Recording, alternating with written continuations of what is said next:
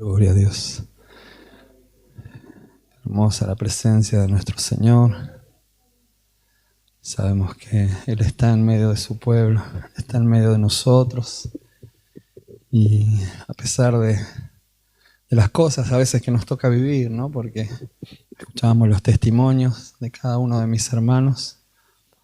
Y si bien parecen que el que escucha y no conoce al Señor son de derrota, pero cada uno se notaba que tenía una victoria en su vida, a pesar de lo que estaba viviendo, amén. Y eso lo logramos a través del Señor, solamente a través del Señor.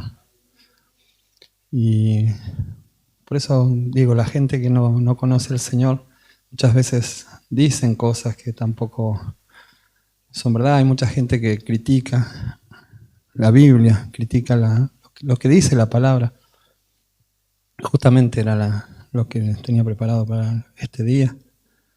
Y porque dicen que hay relatos del Evangelio que se contradicen y que eso es la prueba irrefutable de que la Biblia lo que dice es mentira, ¿no?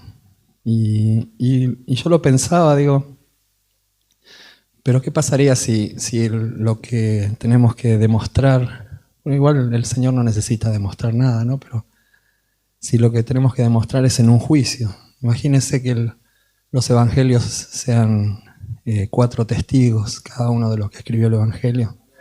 Y si los 4 testigos dijeran exactamente lo mismo en un juicio, imagina un accidente que haya pasado y los 4, cada declaración sea un calco de la otra, ¿no?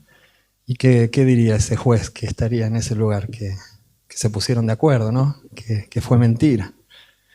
Pero, sin embargo, a los que discuten sobre el Evangelio, sobre la veracidad de las cosas, pretenden que cada uno de los testimonios sea igual, uno igual al otro, ¿no?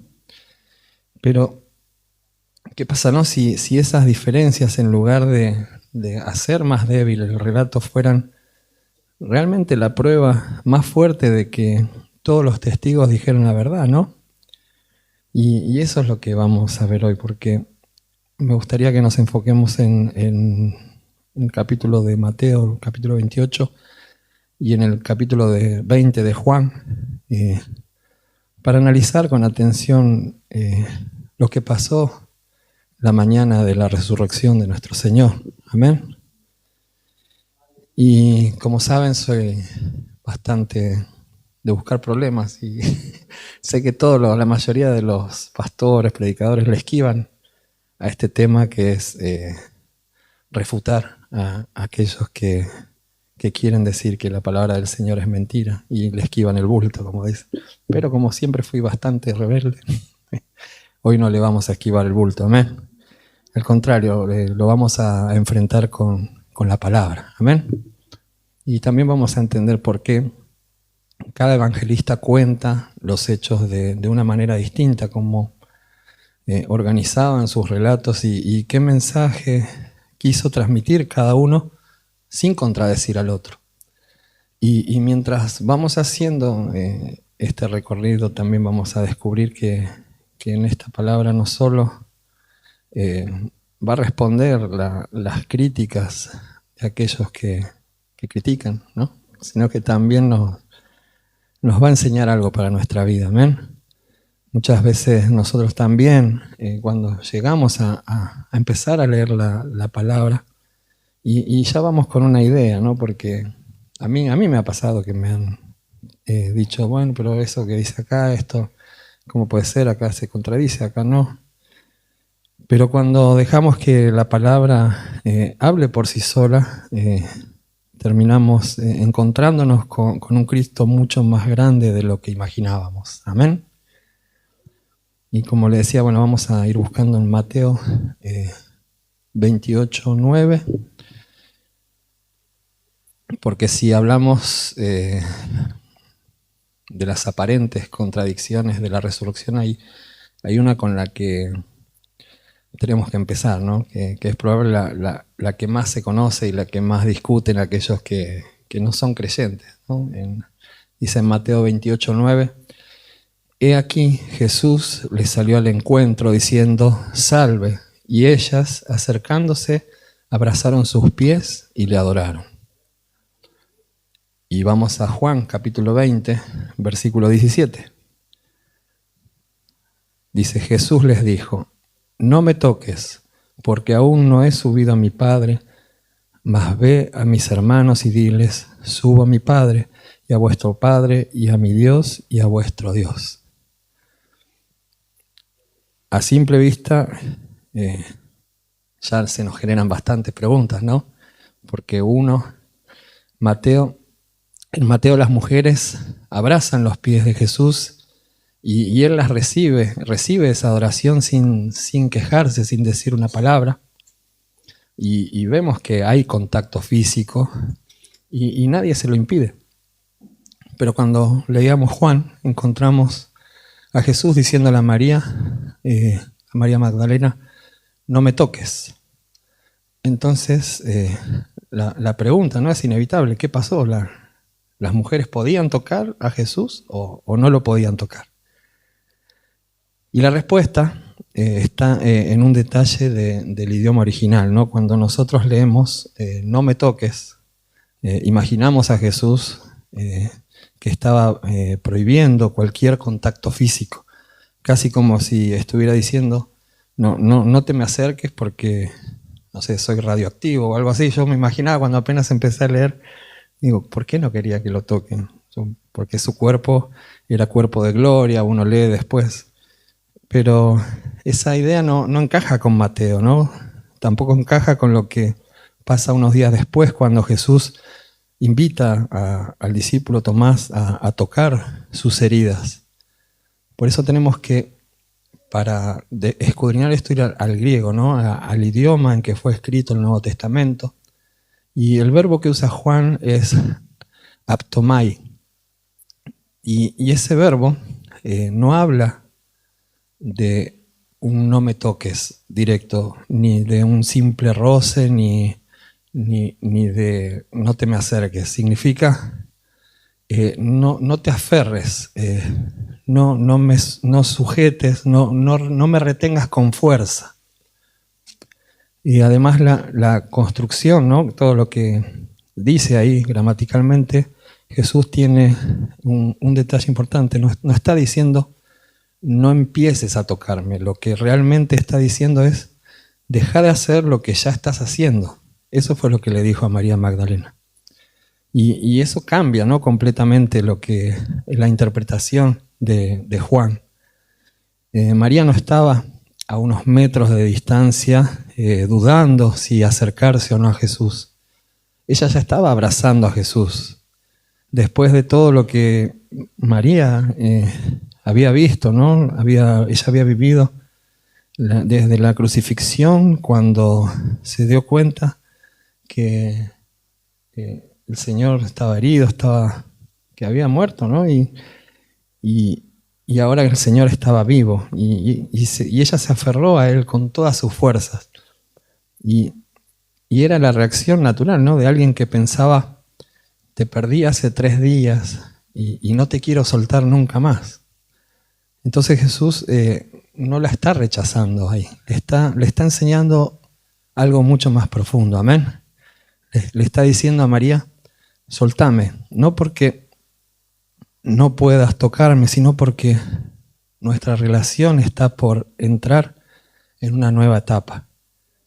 Y hasta ese momento la presencia de Dios estaba delante de ella en la persona de Jesús. Pero muy pronto el Señor iba a ascender al Padre y iba a enviar el Espíritu Santo. Desde entonces la presencia de Dios ya no estaría limitada por un lugar físico, sino que iba a habitar en cada uno de los creyentes. Amén. ¿Cuántos tienen el Espíritu Santo? Amén. Jesús estaba preparando a María para esa nueva realidad. Yo pensaba, ¿no?, en un ejemplo que puede ayudar a entender esto, ¿no? Imaginémonos a una persona que durante años usó mapas de papel. Yo me acuerdo cuando conocí a mi suegro, no le podía faltar la guía Filcar, la guía T. Y él se perdía con eso. Si no tenía la guía, se perdía. Porque la conocía de memoria, ¿no? Él abría, ya sabía en qué página tenía cada cosa. Y ese mapa a él le daba seguridad. Pero un día él conoció el GPS en el celular y no se lo sacaron más, el GPS del celular. Y nunca más volvió a la guía de papel. Pero él, para que él pueda usar, ¿no? Y acostumbrarse a esa nueva herramienta que tenía que dejar esa guía Filcar, esa de papel.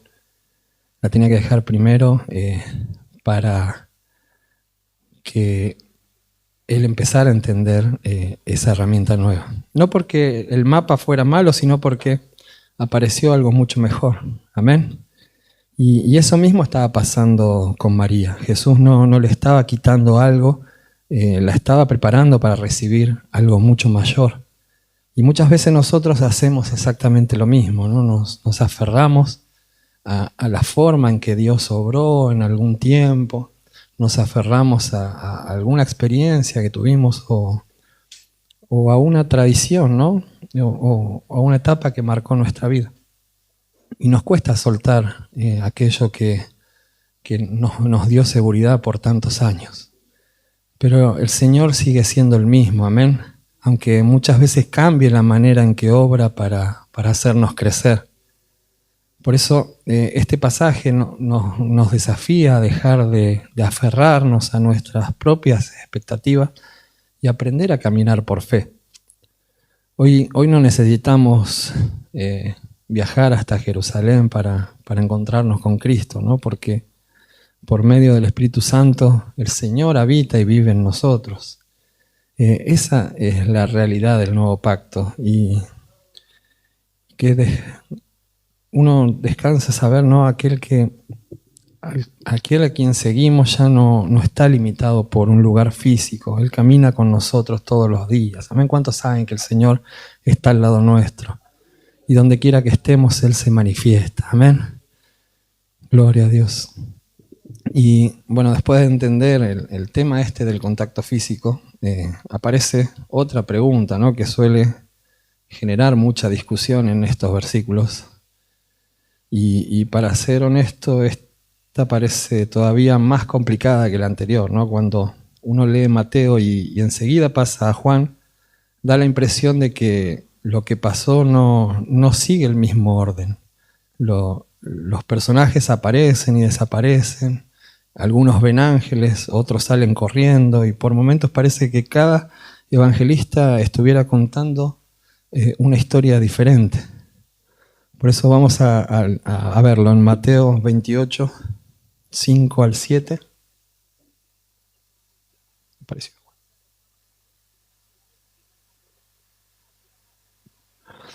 Dice su palabra.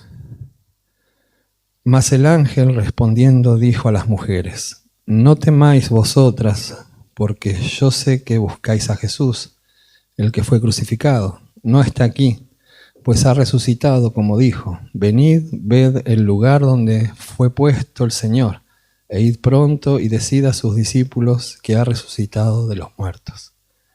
Y en Juan 20, el 1 y 2, dice su palabra: el primer día de la semana, María Magdalena fue de mañana, siendo aún oscuro, al sepulcro, y vio quitada la piedra del sepulcro. Entonces corrió y fue a Simón Pedro y a otro discípulo, aquel al que amaba Jesús, y les dijo: se han llevado del sepulcro al Señor y no sabemos dónde le han puesto.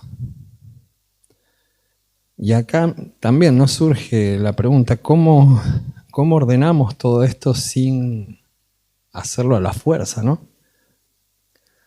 Pero lo primero que tenemos que hacer es dejar de leer los evangelios como si fueran un informe policial donde cada minuto quedó registrado en orden.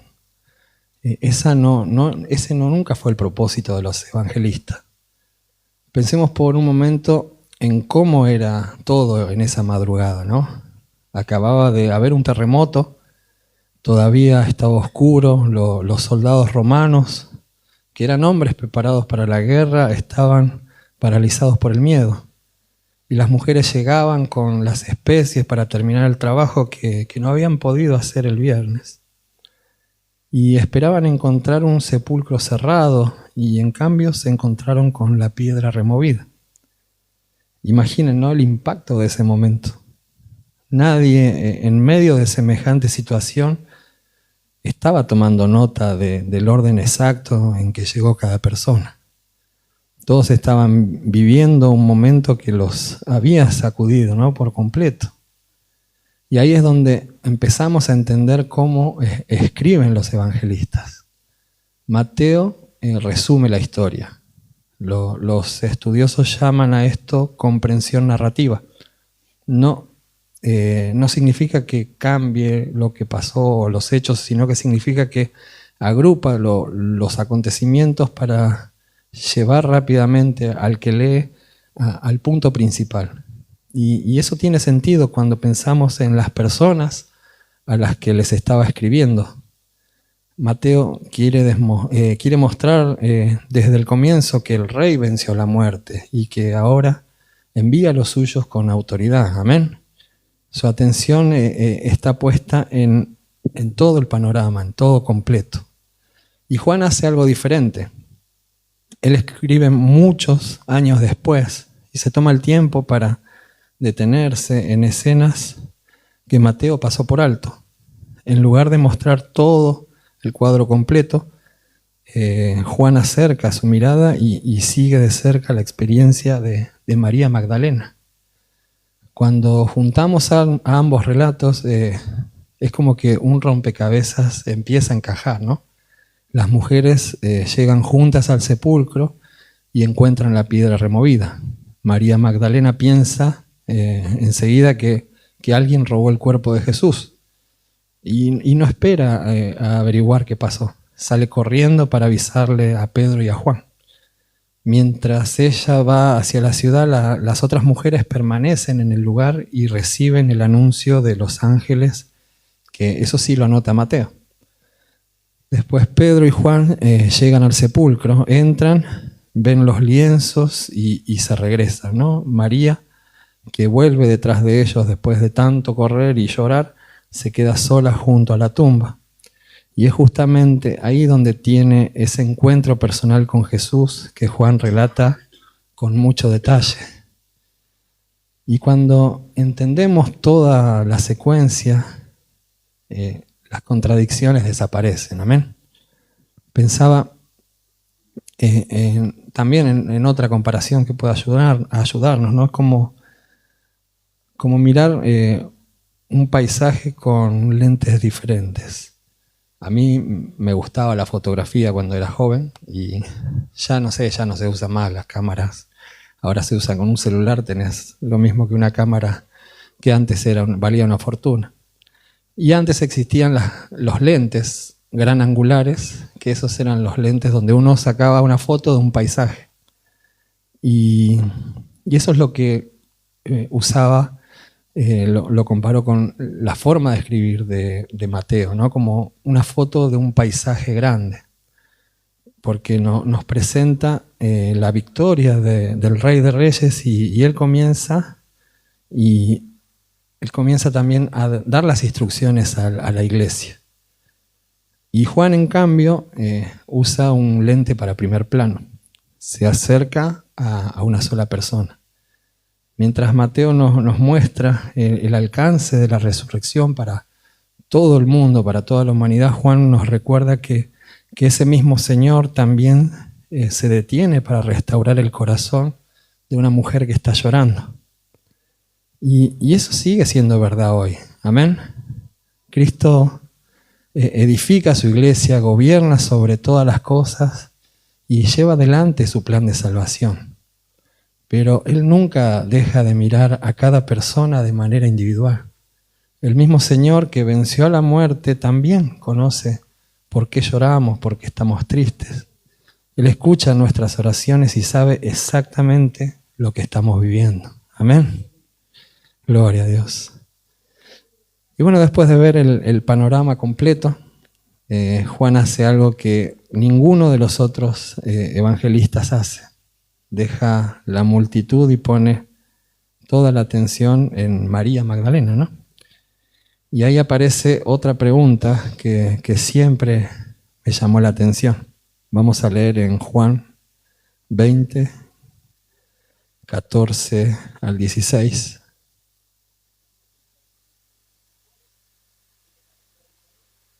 Si tiene Biblia, búsquelo. Gloria a Dios. Dice la palabra en Juan 20, del 14 al 16. Cuando había dicho esto, se volvió y vio a Jesús que estaba allí, mas no sabía que era Jesús. Jesús le dijo: Mujer, ¿por qué lloras? ¿A quién buscas? Ella, pensando que era el hortelano, le dijo: Señor, si tú lo has llevado, dime dónde lo has puesto, y yo lo llevaré. Jesús le dijo: María. Volviéndose ella le dijo: Rabí, que quiere decir maestro. ¿Y cómo puede ser, no, que María no haya reconocido a Jesús? Ella lo había seguido desde Galilea, había visto todos sus milagros, había escuchado sus enseñanzas y había estado al pie de la cruz. Sin embargo, ahora lo tiene delante de sus ojos y piensa que es un jardinero. ¿Qué pasó, no? Lo primero que tenemos que entender es que María estaba atravesando uno de los momentos más difíciles de su vida. Ella había llorado desde la crucifixión. Todavía era de madrugada y sus ojos estaban llenos de lágrimas y su corazón estaba completamente quebrado. Pero hay algo todavía más importante. Nosotros solemos ver aquello que esperamos encontrar. Y María no estaba esperando encontrarse con un hombre vivo. Había ido al sepulcro buscando un cuerpo para ungir. Su mente estaba preparada para la muerte, no estaba preparada para la resurrección. Por eso cuando ve a un hombre en el huerto, llega a la conclusión más lógica para ella. Debe ser el encargado del lugar, ¿no? Debe ser el jardinero. Y sin darse cuenta, se equivoca ella en una cosa, pero acierta en otra mucho más profunda. Ella piensa que está hablando con el jardinero, ¿no? Y eso nos lleva al principio de la Biblia, en el jardín del Edén. Dios puso a Adán para cuidar la creación, amén. Pero el pecado entró en ese jardín y con él llegaron la muerte, el dolor y la separación de Dios. Y ahora estamos en otro jardín, en el Getsemaní. Y delante de María está Jesucristo, el postrero Adán, el que vino a deshacer lo que el primero arruinó, el que venció la muerte y comenzó una nueva creación. Sin saberlo, María estaba usando una imagen mucho más verdadera de lo que ella misma había imaginado. Pero todavía no lo reconoce. Y esto vuelve a repetirse en otros relatos de la resurrección, porque los discípulos que iban caminando a Emaús caminaron con Jesús durante horas y sin saber quién era. Y más adelante también los discípulos que estaban pescando con Pedro tampoco lo reconocieron enseguida. Y eso nos muestra que hacía falta algo más que mirar. Hacía falta que Dios abriera el entendimiento. Y ahí ocurre el momento más hermoso de toda esta escena, ¿no? Jesús no empieza a darle explicaciones, no le habla de profecías, ni le demuestra con muchos argumentos que él había resucitado. Hace algo muchísimo más sencillo. La llama por su nombre. Dice María. Una sola palabra. Y con esa palabra alcanzó. En ese instante desapareció toda la duda. El dolor que estaba ocupando el primer lugar en su corazón desaparece. Y María reconoce inmediatamente a su maestro.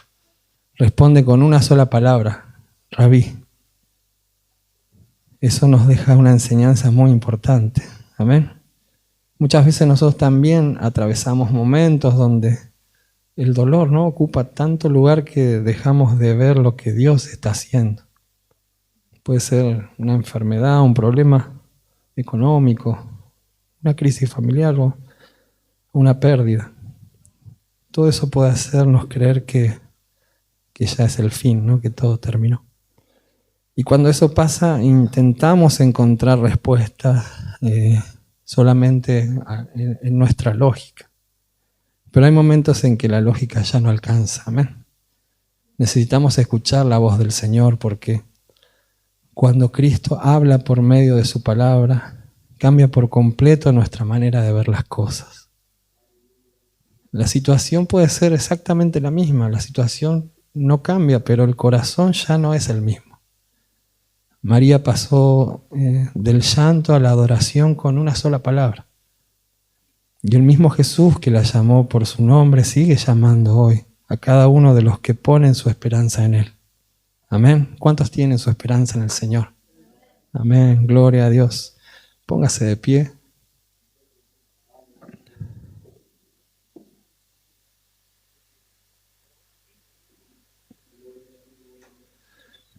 Y después de ver, ¿no?, todos estos pasajes, creo que la conclusión es sencilla.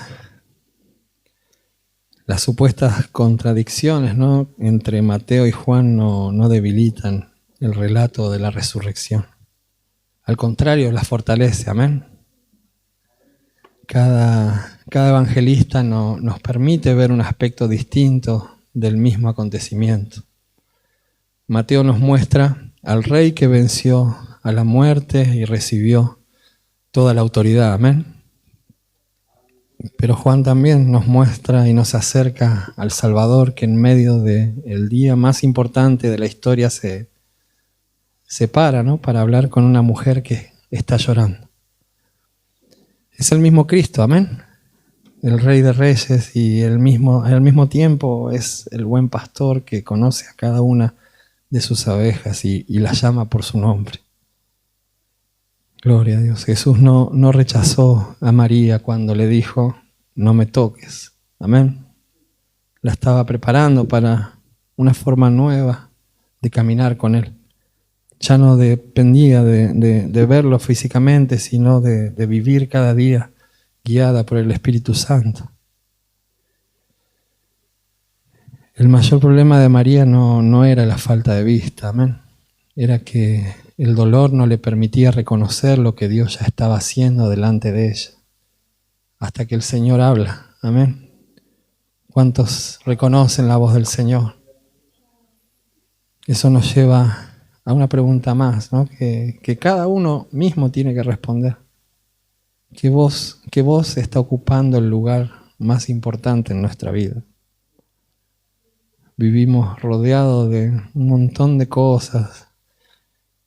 Todos los días alguien quiere decirnos cómo pensar, qué desear, qué temer y a dónde poner nuestra esperanza, pero hay tantas voces que muchas veces terminamos acostumbrándonos a ese ruido, ¿no? Pero la voz que cambia la historia, la que cambió la historia en aquella mañana, sigue siendo la misma. Jesús llamó a María por su nombre, amén. No le dio explicaciones, no le respondió todas sus preguntas, solamente la llamó. Y eso alcanzó para transformar su tristeza en esperanza, amén. Y tal vez ese sea el mayor desafío para nosotros. No solamente el problema nuestro es estudiar la resurrección. Nuestro mayor problema y dificultad a veces es escuchar al Cristo resucitado. Porque el propósito de este relato nunca fue ganar una discusión con los que critican. El propósito es que conozcamos al Señor que salió del sepulcro y sigue llamando a las personas para darles vida. Amén. Porque la tumba sigue vacía y Cristo sigue vivo. Amén. ¿Cuántos saben que Cristo vive? Y la misma voz que aquella mañana llamó a María sigue llamando hoy a todo aquel que esté dispuesto a escuchar. Amén. ¿Cuántos están dispuestos a escuchar al Señor? Gloria a Dios. Levante su mano al cielo y vamos a orar al Señor. Cierra sus ojos por un momento y hable con el Padre. Declaramos: Señor, bendito Rey. Gracias, Padre amado, por tu palabra y por recordarnos, Señor, que eres nuestro Salvador y que tú estás vivo, Señor. Perdónanos, Padre amado, por las veces que el dolor, el miedo a nuestras propias ideas no nos dejaron reconocer que tu voz siempre estuvo al lado nuestro, Señor, hablándonos. Perdónanos, Padre amado, cuando quisimos hacer las cosas, Padre, a nuestra manera, en lugar de confiar en tu voluntad y en tu forma, Señor, de hacer las cosas. Te pedimos, Padre amado, que sigas hablando a nuestro corazón, Señor. Y así como llamaste a María por su nombre, llámanos también, Padre amado, a nosotros por nuestro nombre. Ayúdanos, Padre Santo, a reconocer tu voz en medio de tantas otras voces que quieren distraernos, Señor. Te pedimos, Padre, que fortalezcas nuestra fe.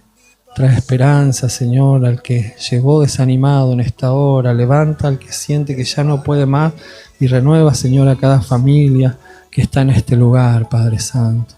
Que podamos salir de acá, Padre amado, con la certeza de que Cristo vive, reina y camina con nosotros todos los días, Señor.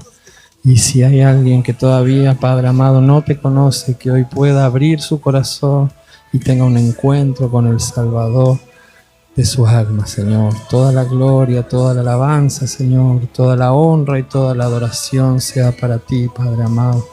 En el nombre poderoso de Jesús. Amén, amén y amén. Gloria a Dios.